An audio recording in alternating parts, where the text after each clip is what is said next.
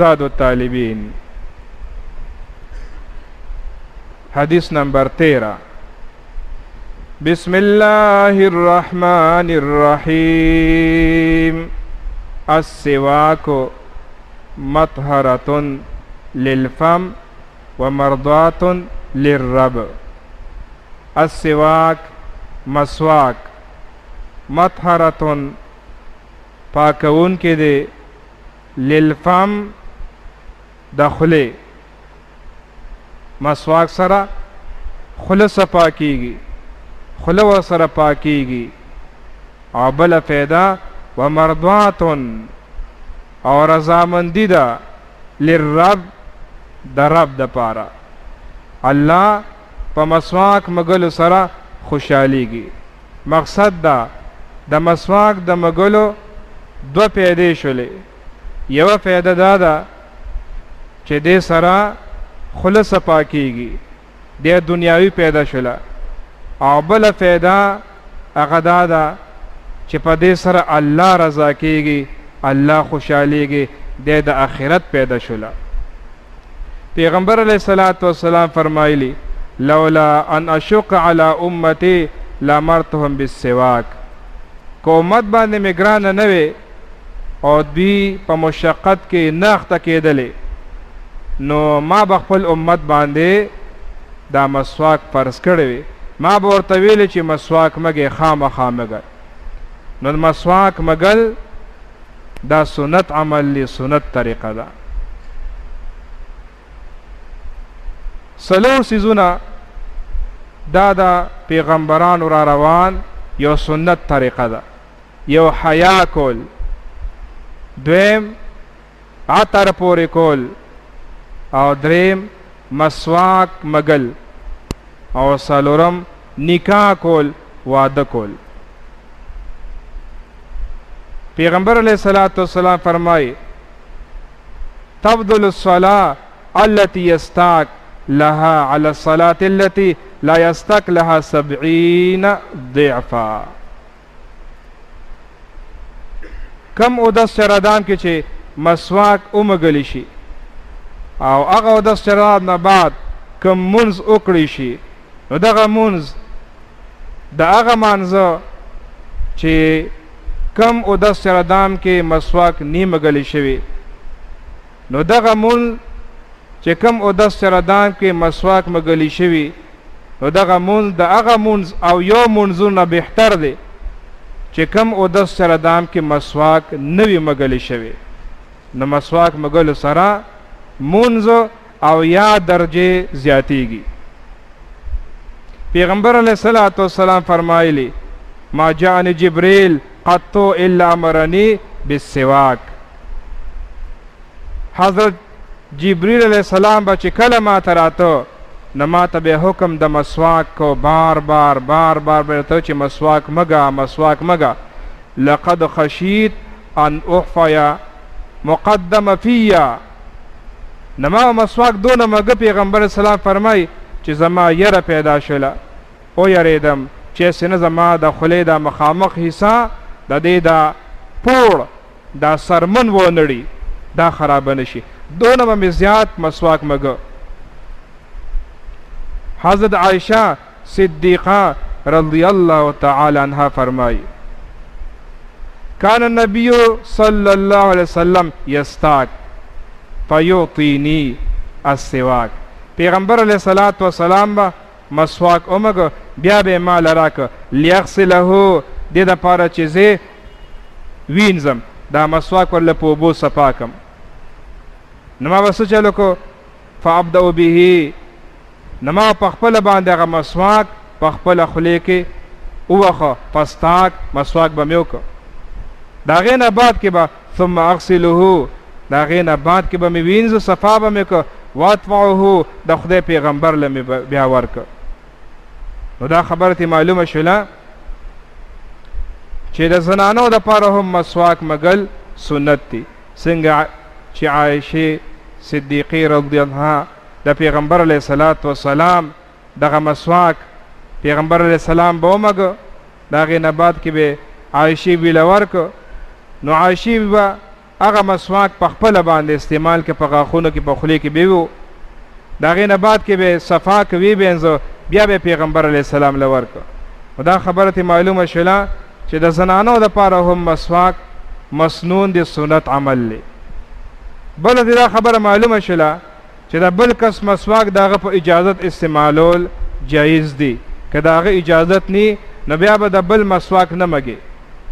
بله دې دا خبره معلومه شوله چې عایشې بیبي د پیغمبر علیه صلات وسلام مګلی شوی مسواک په خولې مبارکه کې هغه به په اوبو باندې صفا کو نه، لومبې به یې خپله خولې کې و مسواک به یې وکړه، د هغې نه بعد کې به بیا وینځه د خدای پیغمبر له به یې ورکړه. نو دا خبره ترې معلومه شوله چې عایشې بیبي به هغه مسواک لومبې صفا کو نه، خپله خولې کې به و. دا ځکه چې د پیغمبر علیه صلات وسلام د خولې لاړې مبارکې هغه د دې جسم بدن ته لاړ شي، نو دا د برکت ډکې لاړې دې سره تبرک حاصلول، برکت حاصلول، دې ته وایي تبرک باثار الصالحین. د نیکانو خلکو په لاړو سره برکت حاصلول دا یو جایز عمل دی. فرمایي چې مسواک مګل د هر بیمارۍ علاج دی ما سوا د مرګ نه. د مرګ نه بغیر په مسواک مګلو کې د هر بیمارۍ علاج پروت دی. فرمایي چې د مسواک مګلو او یا پیدې دي، د ټولو نه کمزورې پیدا دا ده چې د مرګ په وخت کې به کلمه شهادت نصیب کیږي، او د افیمو خوړلو او یا نقصانات دي. د ټولو نه کمزورې نقصان دا دی چې په وخت د ځن کدن کې به د کلمه طیبه نه نصیب کیږي. فرمایي چې عبدالله ابن مبارک رحمت الله علیه د خپل زمانه یو ډیر لوی ولی الله تیر شوی دی.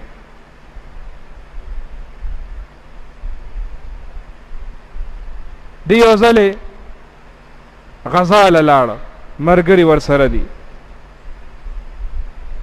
د کافر یو قلعه ده، هغې باندې ډېرې حملې وشولې، خو د کافرو قلعه نه فتح کیږي، برې پې نه مومي. اوده شو، خوب ویني. پیغمبر علیه صلات وسلام په خوب کې ولیده.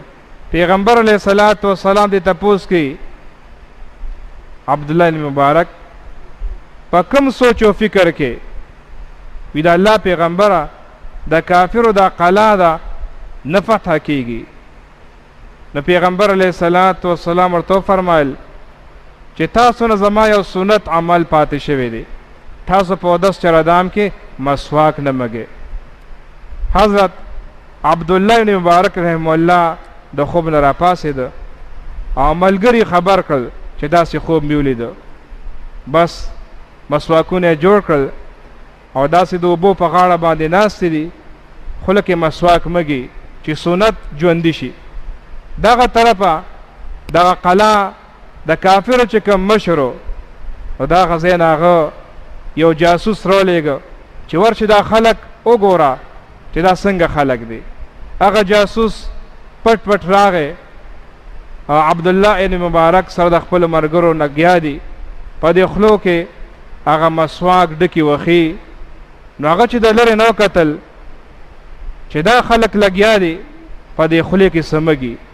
الله پاک د دې جاسوس په زړه کې روب واچو، په تیښته تیښته لاړه او د کافرو هغه مشر ته وایي چې ما کم کسان ولیدل په خپلو سترګو مې ولیدل چې دا خو سړي خواره دي، غاښونه تیره کوي، یوم نه پرېږدي، ټول خولې تاچوي. بس د ټولو کافرو په زړه کې یو دهشت یره پرېوتله چې دا خو سړي خواره دي، غاښونه راته تیره کوي، پرېږدیم نه، الواق هم تیروي. به دغه ځای نه یې کس راولېږه، عبدالله ابن مبارک سره ملو شو. وی زمونږ د قلعه مشر وایي چې جان هم پکار دی که مال هم پکار دی، سم پکاري مونږ هغې ته غاړې خودې ده، که مال هم پکاري مال به درکو او که مونږ هم پکاري مونږ هم درته حاضرېږو. حضرت عبدالله ابن مبارک رحمه الله ورته وایي چې نه مې جان پکار دی نه مې مال پکار دی، ستاسو ایمان مې پکار دی، ستاسو اسلام غواړم چې تاسو مسلمانان شئ. دا کس لاړو، یا خدا سے وایي چې نه مې جان نه مال، ستاسو ایمان مې پکار دی. با ټول په جمع رالل او ټول په جمع باندې کلمه شهادت ویل، ټول مسلمانان شو. نو د یو سنت د برکته هغه قلعه بغیر ډزه ډوزه فتح شوله او اصلي مقصد هم ترلاسه شو چې هغه ټول کفار کافران مسلمانان شو. نو د یو سنت د پرېښودلو د وجې نه د کافرو قلعه نه فتح کیږي. نو چې په یو ځای کې د پیغمبر علیه صلات وسلام ګڼ سنت ماتیږي، دغه ځای به څونه سپېروي. نو یو سنت چې ژوندي کې من تمسک بسنتي عند فساد امتي فله اجر 100 شهید. څوک چې پیغمبر علیه السلام فرمایي څوک چې د فساد په دور کې د فساد په زمانه کې زما یو سنت ژوندي کې، نو د هغه دپاره به د 100 شهیدان عمر اجر او ثواب ولیکلی شي. ابو سلامه یو سړی دی، ابو سلامه د ده د وړاندې د مسواک فضائل بیانېږي. مسواک سنت دی، دا فضیلت دی، دا فیدې ده. نو دی ابو سلامه باندې دا خبرې بدې لګېدلې او قسم یې خوړه چې دا مسواک به زه شاته طرف یاد که ډکو د سماتې ځای چې دا به زه هغې کې وخم. د قسم پوره کولو دپاره د مسواک راواغېشته او خپل عادت یې وکړه، بېادبي وکړله. څو میاشتې پس د ده په خېټه کې درد شو، خېټه کې بیا درد و ټیک په 10مه میاشت د ګېډې نه ځنګلي مګره ووتله، لور یې ناسته ده. هغه لور زر هغه مګه په هغې باندې خپه کېښودله او مګ یې مړه کړله. او دې سړي ویلې چې دې مګې د وجې نه زما بدن کې دننه ټولې کلمې هغه تار په تار دي، هغه ختمې دي. څو ورځې پس دا سړی مردار شو، مړ شو. نو مسواک پورې خندا وکړله. الله پاک په دنیا کې هم اخوده خلکو ته چې د مسواک بېادبي کړې ده او د آخرت عذاب به په بله باندې. نو د دین که ډېره مړه مسله هغې پورې خندا کول بنده د ایمان نه هم خلاصېږي او که وعدې کړې د ښځې نه هم خلاصېږي. نو د دین که ډېره وړه مسله مې هغې پورې استهزا کول، هغې پورې ټوکې مسخرې کول، مذاق اړول، دې سره بنده د ایمان نه خلاصېږي او د ښځې نه هم خلاصېږي. ناول به توبه وباسي، تجدید ایمان به وکړي، ایمان به تازه کړي او بیا به ورپسې نکاح تازه کړي. مسواک بهتر د کمې ونې دی؟ نو وایي چې زیتون، د زیتون د ونې مسواک دا مبارک مسواک دی. پیغمبر سلام فرمایي چې د زیتونو د ونې مسواک دا 13 پیغمبرانو او دغه رنګ زما یو سنت طریقه هم ده. د بهترین مسواک دا د زیتون د ونې مسواک دی. نور که هره اونۍ د هغې مسواک جایز دی، خو ما سوا د 2 اونو نه، یو د انار او بل د باڼس. نو دا 2 قسمه ونې دي، انار او باڼس. د دې 2 اونو نه بغیر نور د هر قسم ونې مسواک جایز دی. بهترین پکې بیا د زیتون د ونې مسواک دی. مسواک لومبي ځل باندې یو لیش، درمیانه لیش، عام طور باندې چې کوم درمیانه لیش دی نو دغه لیش په مقدار لومبي ځل مسواک، او نری دونه چې څومره درمیانه کچه ګوته ده. نور استعمال سره کا کمیږي خیر دی، تر دې پورې چې دونه شي چې بیا لاس کې نشي نیولی، نو بیا به مسواک لړکې نه، چرته به دفن کې، چرته به خخې. مسواک په هر ټیمونو کې پکار دی، که چرته ځې سملې دغه رنګ را پاسېدلې خوراک کې، خو زیات فضیلت او زیات اجر او ثواب بیا په اودس چردام کې د مانځه دپاره چې کم تیارې کې نو د هغې تاکید بیا زیات دی چې اودس چردام کې مسواک مګه. اودس چردام چې کله ته کښېنې لاسونه وینځې 3 ځل خولې کې اوبه واچې هغه ځان له سنت بیا مسواک ووینځې او دا مسواک دا په داسې طریقه باندې ونیسې چې دا 3 ګوتې پې د پاسه د مسواک د هغې د پاسه دا 3 ګوتې او دغه رنګې بیا دا کچه ګوته لاندې او دا کټه ګوته په دې باندې نیولې او مسواک مګې. ښه طریقه دا ده چې مسواک وینځې اول بره ښې طرف بیا ګس طرف بیا لاندې ښې طرف بیا ګس طرف طولن عرضن. نو طولن داسې نه دی پکار، عرضن په پلنوالي باندې پکار دی او په جو باندې مخامخ پکار دی چې مسواک وکې نو وی بینځې خوله کې به اوبه واچې دا یو ځل شو. په دغه طریقه باندې بیا ومګه 2م ځل باندې وینځه خوله کې اوبه واچوه او بیا دغه رنګ مسواک ومګه بره لاندې خوله وینځه کنګال کا بیا مسواک وینځه بیا بیږدې. مسواک دا به داسې نیږدي چې په برا باندې پروت وي ځکه دې سره د لیونتوب خطره ده. که چا مسواک برا کېښوده او دې لیونی شو نو وی خلک دې نه ملامته کوي خپل ځان دې ملامته کوي.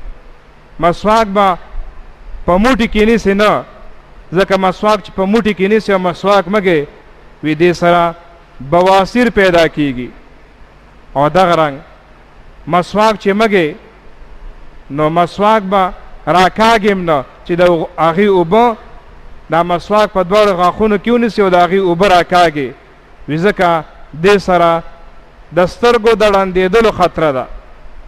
البته په ړومبي ځل باندې چې نوی مسواک دې جوړ که هغه دې وینځو هغه راکاږي نو ړومبي ځل سره مسواک راښکل دې سره جذام بیماری او برس د سرمنې دا ټاکې بیماری دا ورسره ختمیږي.